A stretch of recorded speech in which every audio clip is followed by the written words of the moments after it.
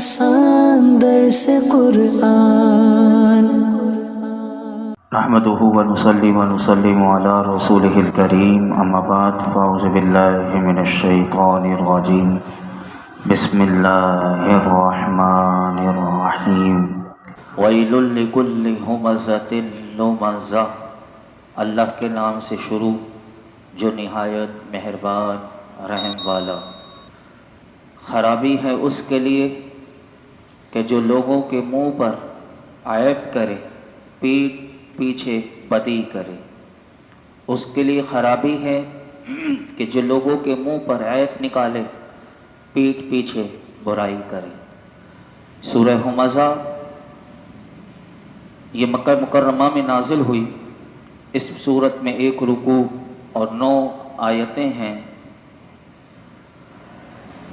اس سورت کا نام ہمزہ رکھا گیا، اس کی وجہ یہ ہے کہ ہمزہ کہتے ہیں لوگوں کے منہ پر عیب نکالنے والے کو۔ اس مناسبت سے کیونکہ اس سورت کے پہلی آیت میں یہ لفظ موجود ہے، اس مناسبت سے اسے سورہ ہمزہ کہتے ہیں۔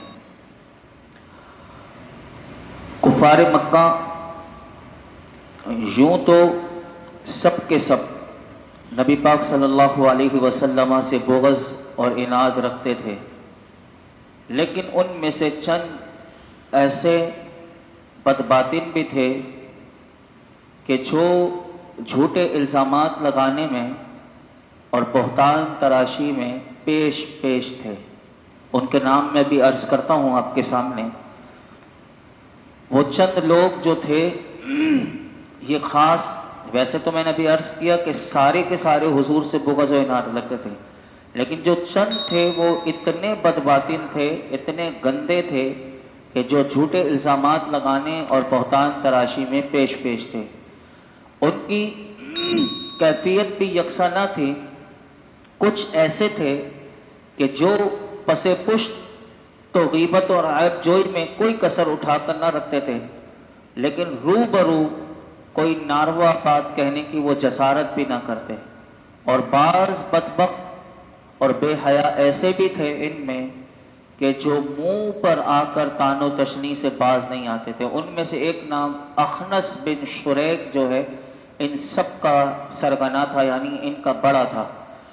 انہی لوگوں کے بارے میں یہ سورہ مبارکہ نازل ہوئی، اور بتایا جا رہا ہے کہ چاند کی چاندنی سے روشن تر، قطرہ ہائے شبنم سے پاکیزہ تر، گلاب کی پتی سے بھی زیادہ لطیف سیرت طیبہ پر جو لوگ نازیبا الزام لگاتے ہیں، اللہ فرماتے ہیں ان کا اپنا کردار کیا ہے۔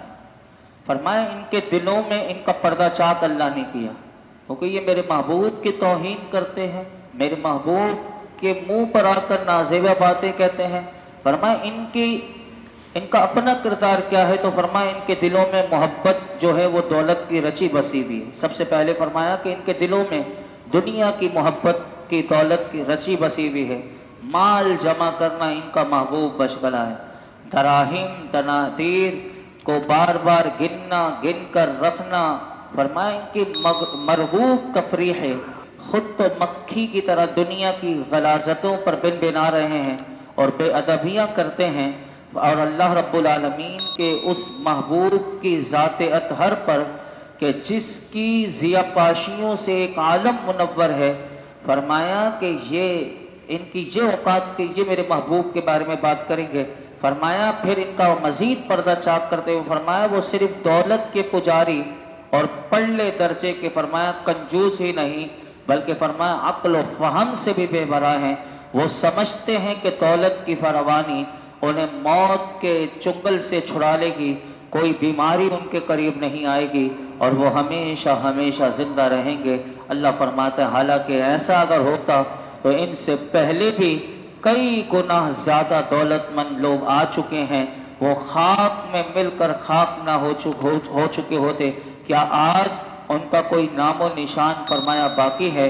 ایسے ناعاقبت اندیش لوگوں کے انجام کے بارے میں ہمیں بتا دیا کہ وضاحت فرما دی، تاکہ کوئی شخص کسی غلط فہمی میں نہ رہے کہ جس شخص کی تمنا فرمایا کہ ہے کہ وہ ایسے المناک انجام سے دوچار نہ ہو، تو اسے چاہیے کہ اس کی سلامتی اسی میں ہے کہ وہ ہدایت کی راہ پر گامزن ہو جائے۔ اب آئیے میں آپ کے سامنے عرض کروں کہ سب سے پہلے تو یہ سمجھ لیجئے کہ ہومزہ کسے کہتے ہیں۔ ہومزہ کہتے ہیں روبرو، سامنے تانا زنی کرنے کو، اور جو پس پشت عیب جوئی کرے اسے لمزہ کہتے ہیں۔ ہومزہ جو سامنے ہو، لمزہ جو پس پشت ہو۔ اسی طرح کفار میں یہ کمزوریاں عام بھی تھیں، یعنی مفسرین نے اس آیت کریمہ کے تحت اس کی تفسیر میں یہ بات بھی لکھی کہ جہاں کسی غریب اور کمزور سے ان کا آمنا سامنا ہوتا تو اس کے منہ پر اس کو برا بھلا بولتے، کیونکہ اس کی طرف سے جانتے تھے کہ کمزور ہے، اور ہم چاہے اسے کچھ بھی بولیں۔ آج بھی یہی ہوتا ہے کہ کمزور کو سب دبا لیتے ہیں، کمزور کے منہ پر سب بولیں گے۔ تو فرمایا کہ کیونکہ اس کی طرف سے کسی مزاحمت یا جوابی کارروائی کا کوئی اندیشہ نہیں ہوتا، اور جہاں کوئی اپنے مد مقابل، فرمایا اپنے سے طاقتور مد مقابل ہو، تو اس کے سامنے اس کی تعریف کر دی، اس کی خوشامد میں چند جملے بول دیے، اور جب وہ چلا گیا تو فرمایا اس کی غیبت کرنا شروع کر دی، یہ ایسا ہے، یہ ویسا ہے، فرمایا اس میں یہ عیب ہے، اس میں فلاں کمزوری ہے۔ نا حق شناس لوگ اس اخلاقی کمزوری میں عموماً مبتلا ہوتے ہیں۔ مسلمانوں کو اللہ نے فرمایا کہ اس کمزوری سے اپنے آپ کو بچاؤ۔ اور اسی طرح یاد رکھیے کہ مفسرین فرماتے ہیں وہ کون سے لوگ تھے، تو فرمایا کہ جو نبی کریم صلی اللہ علیہ وسلم اور آپ کے صحابہ کرام پر اعتراضات کرتے تھے، ان کی غیبت کرتے تھے، ان میں سے ایک نام تو آپ نے بھی سنا، اخنس بن شریک، دوسرا امیہ بن خلف۔ یہ وہی ہے کہ جو حضرت بلال رضی اللہ تعالیٰ عنہ پر سب سے زیادہ ظلم کرنے والا یہ شخص، اور یہ نبی پاک صلی اللہ علیہ وسلم کو بھی یعنی اذیت دینے میں یہ شخص بھی تھا۔ اور تیسرا ولید بن مغیرہ، جس کا سورہ قلم میں ہم 29ویں پارے میں تذکرہ سن چکے ہیں کہ جس کی مذمت میں اللہ نے کتنی آیت کریمہ نازل کی۔ اور مفسرین فرماتے ہیں اس آیت میں مذکور کہ جو اللہ نے فرمایا نا کہ ویل ہے، بربادی ہے، تباہی ہے اس کے لیے جو لوگوں کے منہ پر عیب کرے اور پیٹ پیچھے برائی کرے، تو فرمایا اس میں صرف ان کافروں کے لیے نہیں، ہم سب کے لیے بھی، فرمایا یہ حکم ہر اس شخص کے لیے جو غیبت کرنے والا ہے، فرمایا اس کے لیے عام ہے۔ یاد رکھیے کہ اللہ رب العالمین قرآن حکیم میں ارشاد فرماتا ہے مسلمانوں سے، ایمان والوں سے، یا ایھا الذین آمنو، اے ایمان والو، اجتنبوا کثیرا من الظن ان بعض الظن اسم ولا تجسسوا ولا یغتب بعضکم بعضا۔ اللہ فرماتا ہے کہ بہت زیادہ گمان کرنے سے بچو، کیونکہ فرمایا بے شک کوئی گمان انسان تصور میں لاتا ہے وہ گناہ ہو جاتا ہے، اور فرمایا پوشیدہ باتوں کی جستجو نہ کرو، اور ایک دوسرے کی غیبت نہ کرو۔ ایحب احدکم ان یأکل لحم اخیہ میتا فکرہتموہ، اللہ فرماتا ہے کیا تم میں سے کوئی پسند کرے گا کہ اپنے مرے ہوئے بھائی کا گوشت کھائے، یعنی کوئی مرا ہوا بھائی پڑا ہوا اس کے گوشت کو کوئی نوچ کے کھانا پسند کرے گا؟ تو فرمایا فکرہتموہ، تو فرمایا یہ تمہیں ناپسند ہوگا، تو فرمایا واتقوا اللہ، تو اللہ سے ڈرو، ان اللہ تواب الرحیم، بے شک اللہ بہت توبہ قبول کرنے والا مہربان ہے۔ دو حدیث مبارکہ غیبت کے حوالے سے جو قیامت کے دن جو سزائیں ملیں گی غیبت کرنے والے ہومزہ اور لمزہ کو، میرے آقا علیہ الصلوۃ والسلام نے ان کا منظر آج ہی دنیا میں بتا دیا۔ معراج کی رات میرے آقا علیہ الصلوۃ والسلام جب اللہ کے دیدار کے لیے تشریف لے گئے تو ایسے لوگوں کی سزائیں کیا تھیں وہ آ کر اپنے امتیوں کو بتایا۔ سنی ابو داؤد شریف کی حدیث ہے کہ حضرت انس بن مالک رضی اللہ تعالیٰ عنہ سے روایت ہے کہ نبی کریم صلی اللہ علیہ وسلم نے ارشاد فرمایا میں معراج کی رات ایک ایسی قوم کے پاس سے گزرا جو اپنے چہروں کو اور سینوں کو تانبے کے ناخنوں سے نوچ رہے تھے، یعنی یہ جو ناخن ہیں یہ تانبے کے کر دیے جائیں گے قیامت کے دن۔ فرمایا کہ اس سے یعنی تانبے کے ناخنوں سے اپنے چہرے کو اور سینے کو نوچ رہے تھے۔ میں نے پوچھا اے جبرائیل علیہ السلام یہ کون لوگ ہیں؟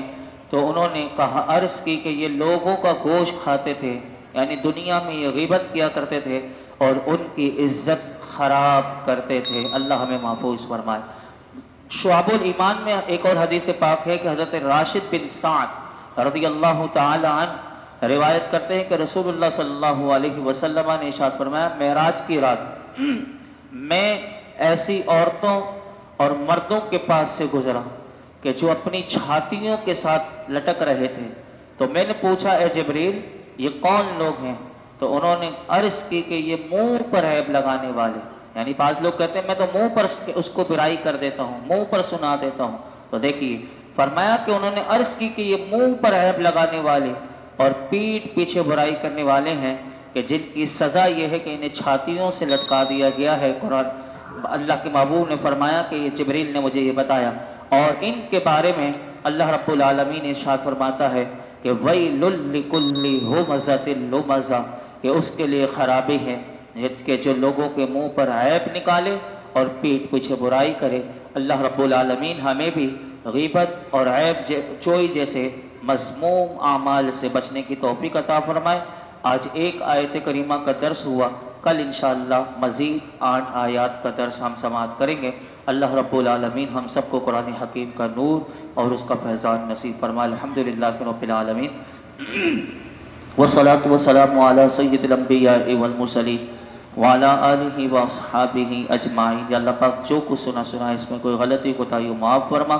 یا رب العالمین ہمارا نماز عشاء ادا کرنا اپنی بارگاہ میں قبول فرما، ہمارے تمام صغیرہ کبیرہ گناہ معاف فرما، ہمارے ماں باپ کی ساری امت مسلمہ کی بے حساب مغفرت فرما، دنیا اور آخرت کی بھلائیاں خیر عطا فرما، کامیابیاں عطا فرما، عزت نعمت راحت سکون عطا فرما، زوال نعمت سے بچا، ناگانی آفت بلا مصیبت پریشانیوں سے بچا۔